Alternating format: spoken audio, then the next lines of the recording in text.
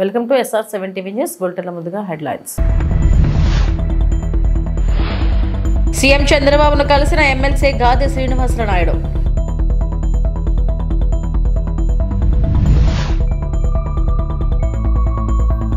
వైఎస్ఆర్సీపీ అధినేత మాజీ ముఖ్యమంత్రి వైఎస్ జగన్మోహన్ రెడ్డి మీడియా సమావేశం.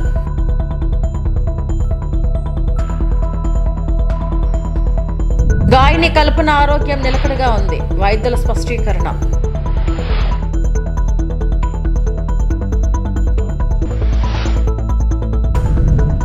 ఏపీ సీఎం చంద్రబాబును ఉత్తరాంధ్ర ఉపాధ్యాయ ఎమ్మెల్సీగా విజయం సాధించిన గాదె శ్రీనివాసరాయుడు మర్యాదపూర్వకంగా కలిశారు. శ్రీనివాసరాయుడును సీఎం అభినందించారు. ఉపాధ్యాయుల సమస్యలను పరిష్కరించడంతో పాటు వారిని గౌరవిస్తామని చంద్రబాబు చెప్పారు. సీఎంకు శ్రీనివాసరాయుడు కృతజ్ఞతలు తెలిపారు. సీఎంను కలిసిన వారిలో బీజేపీ నేత మాజీ ఎమ్మెల్సీ మాధవ్, పీఆర్టీయూ రాష్ట్ర అధ్యక్షుడు మిట్టా కృష్ణయ్య, ఏపీ ఉపాధ్యాయ సంఘం రాష్ట్ర అధ్యక్షుడు బాలాజీ తదితరులు ఉన్నారు.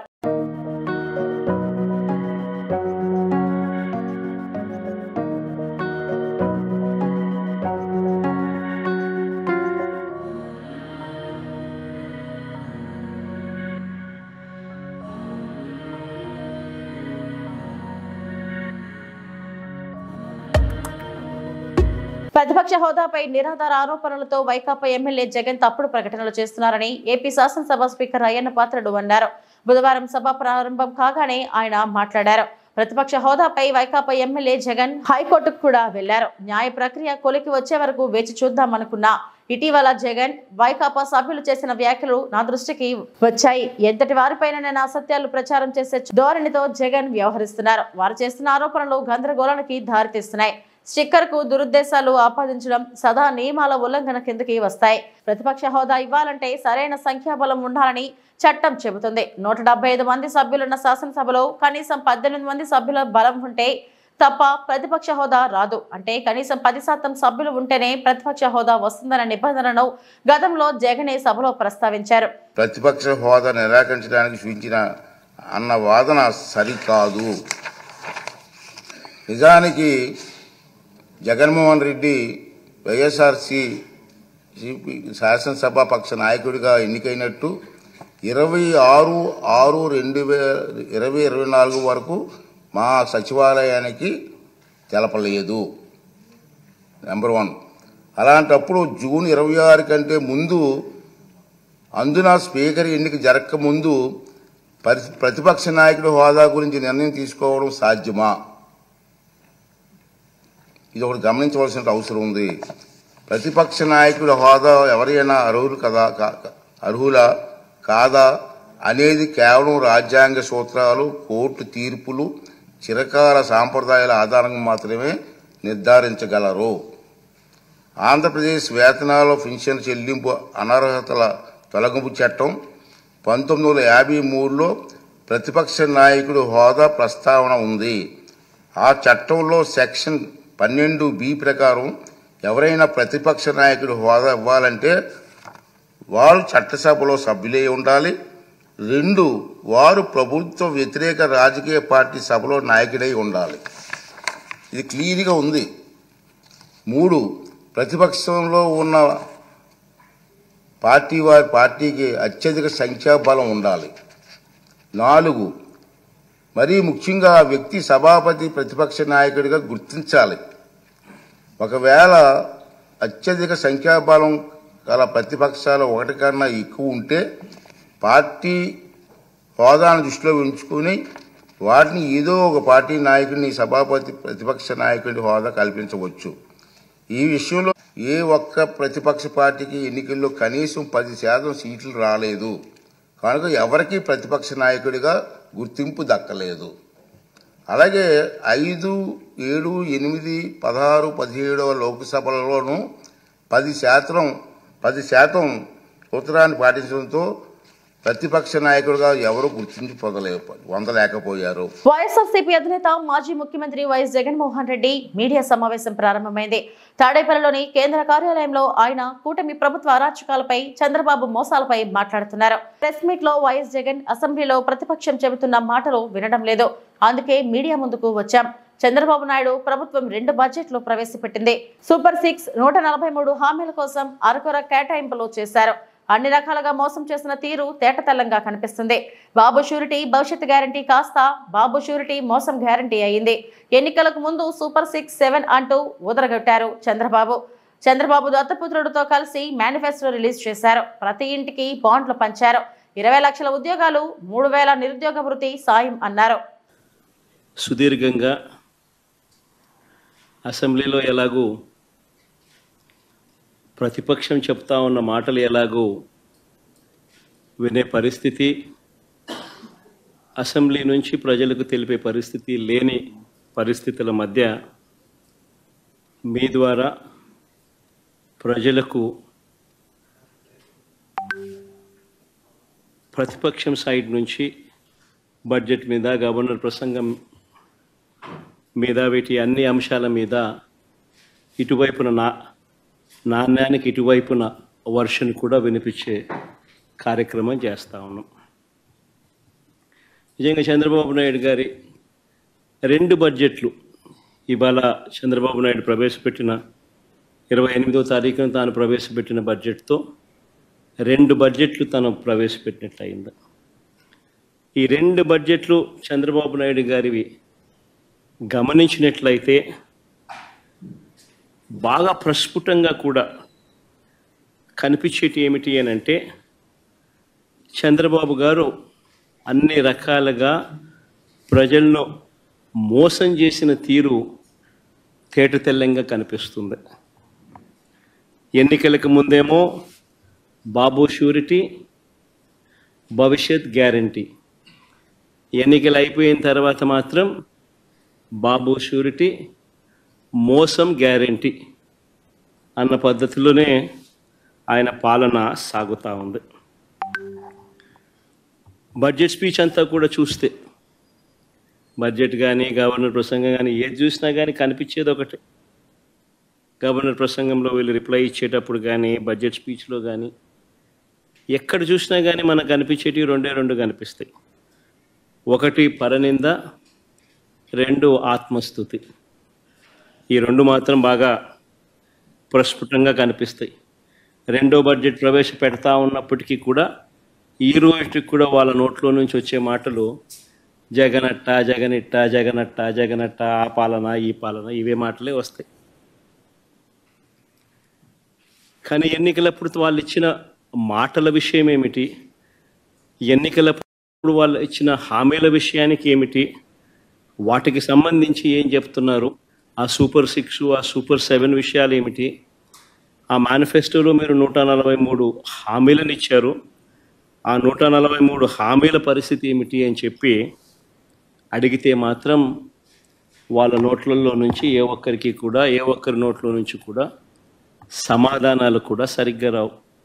ఏది చెప్పినా అబద్ధం, ఏది చెప్పినా మోసం. ఎన్నికలప్పుడేమో సూపర్ 6 అన్నారు, సూపర్ 7 అన్నారు, ఏకంగా ఒక మేనిఫెస్టో రిలీజ్ చేశారు. ఆయన దత్తపుత్రుడు ఇద్దరు కలిసి రకరకాల పద్ధతుల్లో పోజులు ఇస్తూ జగన్ చెప్పిన దానికన్నా ఎక్కువ చేస్తున్నాము అని చెబుతూ ఎమ్మెల్యే వేముల వీరేశం సైబర్ మోసం నుంచి త్రుటిలో బయటపడ్డారు. ఇటీవల సైబర్ నేరగాళ్లు ఆయనకు నగ్న వీడియో కాల్ చేశారు. దాన్ని స్క్రీన్ రికార్డింగ్ చేసి ఎమ్మెల్యే నెంబర్కు పంపించి బెదిరింపులకు దిగారు. డబ్బులు ఇవ్వకుంటే వీడియోను సోషల్ మీడియాలో పోస్టు చేస్తామంటూ బెదిరించారు. సైబర్ మోసగాళ్ల పన్నాగాన్ని పసిగట్టిన ఎమ్మెల్యే వీరేశం వెంటనే నకరేకల్ పోలీసులకు ఫిర్యాదు చేశారు. ఫిర్యాదు చేసిన అనంతరం వీరేశం మీడియాతో మాట్లాడారు.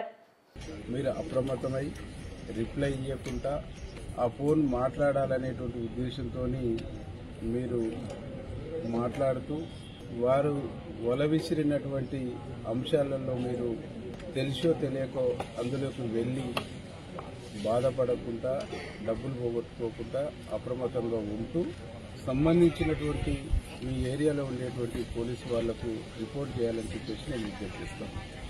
రాత్రి నాకు ఫోన్ కాల్ వచ్చి తర్వాత మెసేజ్ వచ్చిన తర్వాత నేను స్థానిక సిఐ గారికి ఈ నెంబర్ని ఫార్వర్డ్ చేసి ఇది ఎవరిది, ఎక్కడి నుంచి వస్తుంది, దీని వెనకాల ఉన్న ఉద్దేశాలు ఏంటి అనేటువంటిది నేను కనుక్కున్న తర్వాత ఇది మధ్యప్రదేశ్ నుంచి వస్తుంది, ఇది సైబర్ నేరగాళ్ల పని అని చెప్పినప్పుడు దీన్ని పాయింట్అవుట్ చేయాలి.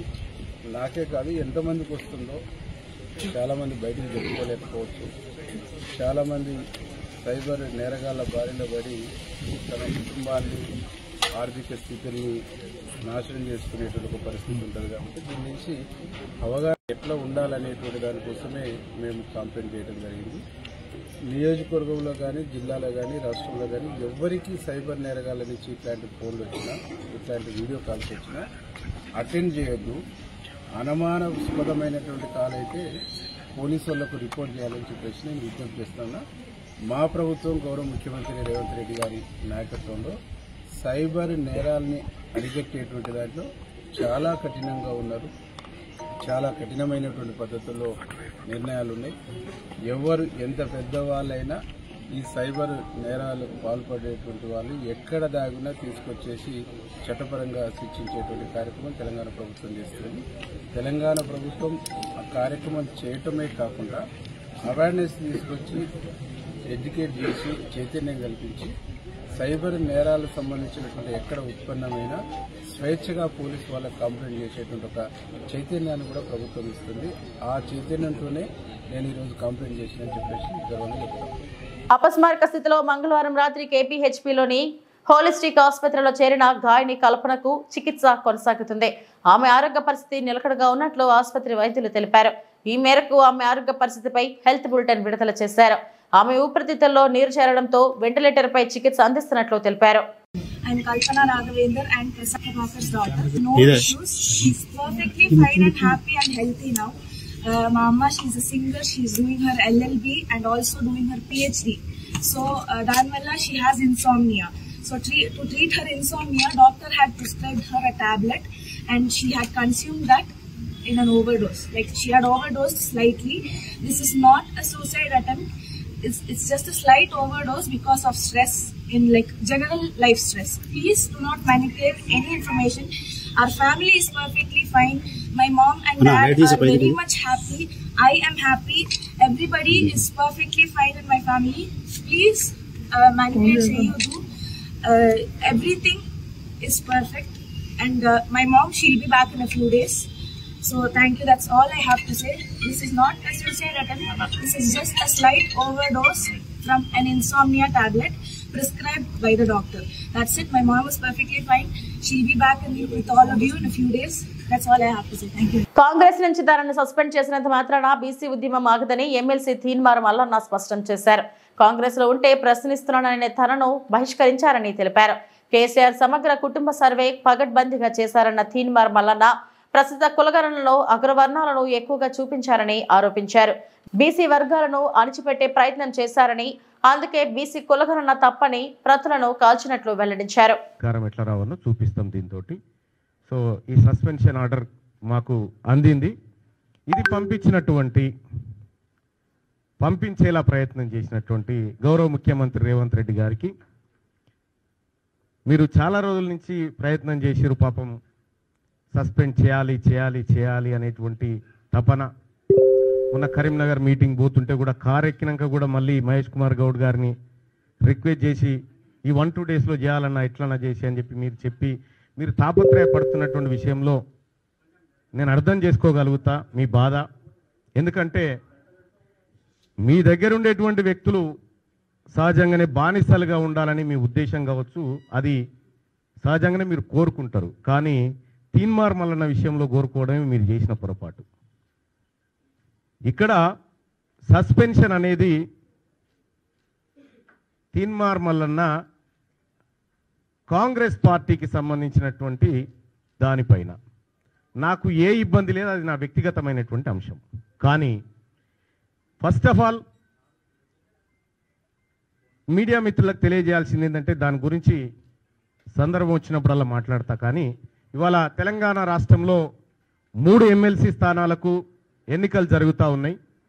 ఈ ఎమ్మెల్సీ ఎన్నికల్లో బీసీ అభ్యర్థులను మరింత ఉత్సాహపరిచే విధంగా ఓటింగ్లో పాల్గొన్నటువంటి బీసీ వాదులకు, సంఘాలకు, మేధావులకు, టీచర్లకు, పట్టభద్రులకు అందరికీ శిరస్సు వంచి నమస్కారం చేస్తూ ఉన్నాం. మేమంతా మీరిచ్చినటువంటి బూస్టింగ్ ఇది మామూలు బూస్టింగ్ కాదు. మాకు రేపు భవిష్యత్ తరాల్లో అది ఖచ్చితంగా నుంచి చాలామంది మీడియా మిత్రులు అడుగుతూ ఉన్నారు, ఏమైంది మల్లన్న సస్పెన్షన్ ఆర్డర్ వచ్చింది, మీరు స్పందించరా, ఎప్పుడు స్పందిస్తారనేటువంటి మాట చాలామంది మిత్రులు, మా సోదరులు కూడా చాలామంది ఫోన్ చేసి అడగడం జరిగింది. క్లియర్గా స్పందించాలని అనుకున్నా, అందరి సమక్షంలో స్పందించాలనుకున్నా. దానికోసమే ఇవాళ మీ అందరినీ ఇక్కడికి రమ్మని ఆహ్వానించడం జరిగింది. వచ్చి ఈ కార్యక్రమాన్ని కవర్ చేస్తున్నందుకు మరొకసారి ధన్యవాదాలు తెలియజేసుకుంటూనే, ఇక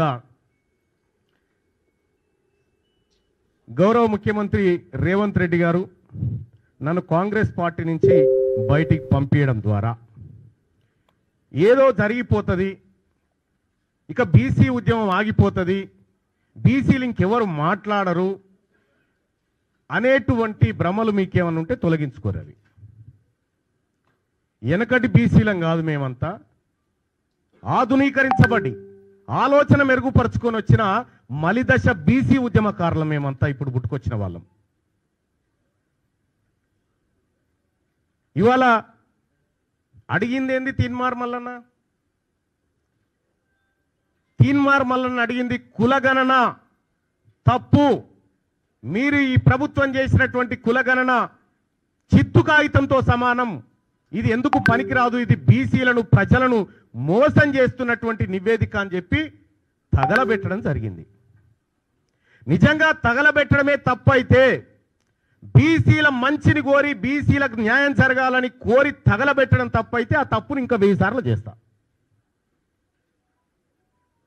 కానీ ఇవాళ మీరే చెప్పిరు, భారతదేశానికి ఆదర్శవంతమైనటువంటి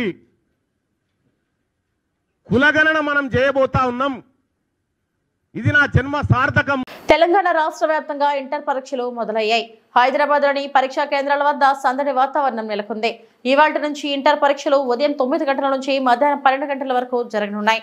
ప్రతి విద్యార్థిని హాల్ టికెట్స్ తో పాటు క్షుణ్ణంగా పరిశీలించిన తర్వాతే అధికారులు అనుమతించారు. 9 గంటల సమయం దాటిన 5 నిమిషాల వరకు ఆలస్యంగా వచ్చిన విద్యార్థులను సైతం పరీక్షా కేంద్రంలోకి అనుమతించారు.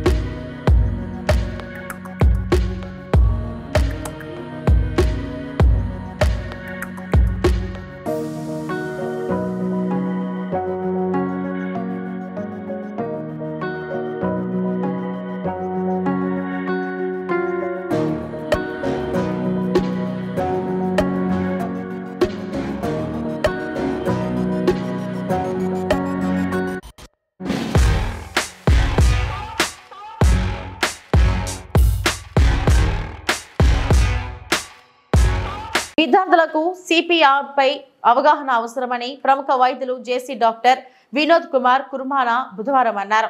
స్థానిక గీతాంజలి పాఠశాలలో జేసీఐ శ్రీకాకుళం సన్ రైజర్స్ అధ్యక్షులు సింగూరు ప్రవీణ్ ఆధ్వర్యంలో విద్యార్థులకు సిపిఆర్ పై అవగాహన, నైపుణ్యాభివృద్ధిపై అవగాహన కల్పించారు. డాక్టర్ వినోద్ మాట్లాడుతూ ఈ కార్యక్రమం ద్వారా సిపిఆర్ ప్రాముఖ్యతను తెలియజేసి ప్రాణాపాయ పరిస్థితుల్లో ఎలా స్పందించాలి అనే అంశాలపై అవగాహన కల్పించగలిగామని, ఆగిన గుండెకు మళ్లీ జీవం పోసే ఒక ప్రక్రియ అని తెలియజేస్తూ సిపిఆర్ చేసే విధానాన్ని వివరించారు. ఈ కార్యక్రమంలో పాఠశాల విద్యార్థులు, ఉపాధ్యాయులు, chartered president JC Dusi Santosh, secretary JC Sudarshan తదితరులు హాజరయ్యారు.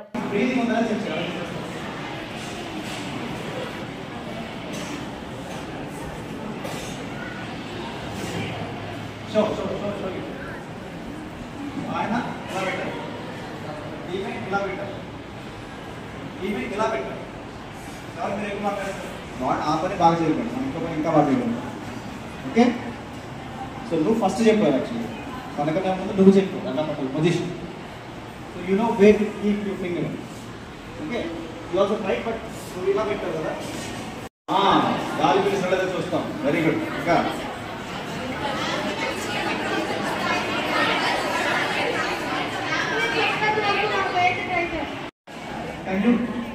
ఇలాంటి కోతులు 10 హౌస్ అన్ని మళ్ళీ కోతులు ఎలా కంట్రోల్ చేస్తాం? హెల్త్ అథారిటీ 108 కానీ నియర్ బై హాస్పిటల్ కానీ కాల్ చేయమని చెప్పాలి. That is called activation of medical response team and emergency response team. 911 సినిమాలు చూస్తారు కదా, హాలీవుడ్ సినిమా ప్లస్ 911 మరి ఎమర్జెన్సీ. ఇక్కడ మనకి హెల్త్ ఎమర్జెన్సీకి డైల్ 108. ఓకే, ఇవి ఇలా పెట్టారు. ఎవరు మీరు ఎక్కువ పెట్టారు? ఓకే, ఇవి ఎక్కువ వచ్చాయి. స్మాల్ థింగ్స్ అందరూ బ్రీదింగే చెక్ చేస్తారు. సో నా సెన్సిటివ్ అడగాలంటే లార్జర్ ఏరియాస్ అంటే వాడాలి. మిస్ అయిపోవచ్చు. ఫీవర్ బ్రెత్ ఉంది, చిన్న బ్రెత్ ఉంది, ఫిగర్ పెట్టాం సరిగ్గా కుదిరి పెట్టలేదు. బట్ టీచింగ్ బ్రెత్ ఫీల్స్ అడగాలి. మిస్ అయిపోతాం కదా. ఫ్రెండ్ అయితే మిస్ అయ్యే ఛాన్స్ లేదు. Latest won't lose any chance. They will grab all the chance. Okay, Anakapalli జిల్లా చోడవరం నియోజకవర్గం బుచ్చేపేట మండలం వడ్డాది గ్రామంలో కుబిరెడ్డి ప్రకాష్ రైతు పాకలకు వరి కుప్పలు గుర్తు తెలియని దుండగులు నిప్పు అంటించగా రైతుకి చెందిన 3 పాకలు 2 వరి కుప్పలు 40 బస్తాల ధాన్యం దగ్ధమైంది. ఈ ఘటన గత రాత్రి సుమారు 2 గంటల ప్రాంతంలో జరిగి ఉంటుందని భావిస్తున్నారు. స్థానికుల సమాచారం మేరకు ఘటనా స్థలానికి చేరుకున్న చోడవరం అగ్నిమాపక సిబ్బంది వరి కుప్పల మంటలను అదుపు చేసే ప్రయత్నం చేస్తున్నారు. సుమారు 3 లక్షల ఆస్తి నష్టం సంభవించి ఉంటుందని అంచనా వేస్తున్నారు. చేయకూడదు, సగంతో ఉండొచ్చు, కాకపోతే మనుషులను చూసుకోవాలి. ఎలాగా ఏదో పని ఎప్పుడు చేయకూడదు.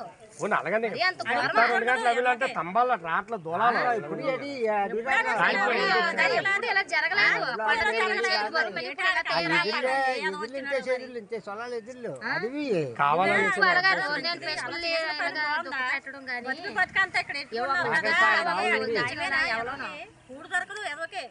నేను అక్కడ పప్పును వచ్చేసి ఇక్కడ తెచ్చి దానాల బత్తాలు పాకలు. ఇది రాత్రి అంతా అయిపోయింది. అక్కడ పశువులు కాలిపోయి, ఎడ్లు బండ్లు కాలిపోయి సుమారు 7-8 లక్షల వరకు ఆస్తి నష్టం అయిపోయిందండి. సుమారు ఒక కుటుంబం కాదండి, 4 కుటుంబాల తాలూకు ఆస్తి నష్టం అండి. ఇది దాని మీద బతికేవాళ్ళు. వేరే ఆధారం అంటూ ఏమీ లేదండి వీళ్ళకి. పొద్దున్న లేకడం దాని మీద ఆ పశువులతోనే జీవన సాగించుకోవడం, ఏది చేసుకోవడం. ఇప్పుడు పశువులకి గడ్డి లేదు, తినడానికి తిండి లేదు, ఉండడానికి సర్వం కోల్పోయి ఉన్నారండి. దయచేసి ఎలాగైనా సరే దీన్ని తీసుకొచ్చి మా వాళ్ళు ఎలాగోలాగా ఎలాగైనా సరే మమ్మల్ని కాపాడాలండి. టైర్ బాల్ ఏమన్నా 2 టైర్ బాల్ కాలిపోయండి. ఎడ్ల బళ్ళు 2, ఒక వ్యవసాయం తాలూకా ఎడ్లు కూడా సుమారు 2 జత ఎడ్లు కూడా కాళ్ళు తీవ్రంగా గాయపడిపోయాడు. వెనక భాగం వరంగల్ మామునూరు ఎయిర్పోర్ట్ భూ సర్వీస్ అడ్డుకున్న భూమి యజమానులు. వరంగల్ జిల్లాలో రోడ్డు ఎక్కిన నకలపల్లి, కుంటూరుపల్లి, నల్లకుంట, గాడిపల్లి రైతులు, గ్రామస్తులు ఎయిర్పోర్ట్ నిర్మాణంతో భూమి కోల్పోతున్న రైతులు తమ ఊరికి వచ్చే రోడ్డుకి ప్రత్యామ్నాయ రోడ్డు కావాలని ధర్నాకు దిగారు. రైతులకు మార్కెట్ ధరకి తగినట్టుగా పరిహారం ఇస్తే భూములు ఇస్తామంటున్న గలం వినిపించారు. సుమారు 200 మంది రైతులు జై జవాన్ జై కిసాన్ అని నినాదాలు చేస్తూ రోడ్డుపై బైఠాయించారు. అది ఒక సంవత్సరానికి వచ్చరికి 1,50,000 నుంచి 2 లక్షల రూపాయలు లీజు సార్. అది లీజ్ అగ్రిమెంట్. అది కూడా మేము ఎయిర్పోర్ట్ కి అడ్డము అని చెప్పి ఏనాడు కూడా మీకు తెలియజెప్పలేదు. కేవలం మాకు కావాల్సినటువంటి హక్కుల కోసం మాత్రమే మేము పోరాటం చేయడం జరుగుతూ ఉంది. దయచేసి దీనికి కూడా పై అధికారులుగా మీరు కూడా ఖచ్చితంగా మాకు సహకరించాలని మా యొక్క వినవి. Please request sir. దీనికి ఏంటంటే మీరు ఇప్పుడు సర్వే చేయడం వల్ల మీకు వచ్చిన బాబురు మాకు 5 కోట్లు పరిహారం ఇవ్వాలా, రోడ్డు ఇస్తామని మినిస్టర్ గారు చెప్పాడు. ఆల్రెడీగా రోడ్డు ఇస్తామని చెప్పారు. 16 డబ్బులు ఇస్తామన్నారు. మాకు ఈ 2 సార్లు అయితే మేము కొననిస్తాం. అంటే మీకు ఇప్పుడు బూడిదలు పూస్తానన్నారంట కదా. నవోదయ దగ్గర మాకు నవోదయ రాజావారి కట్టే 2 భూములు ఉన్నాయి, మీకు ఇష్టం వచ్చి తీసుకోమని చెప్పారు. నవోదయ ఇప్పుడు మా కలెక్టర్ గారు మీకు భూమి ఇచ్చే ప్రక్రియ లేదంటున్నారు. ఇప్పటి వరకు నా బులెటిన్ అప్డేట్స్. నమస్తే.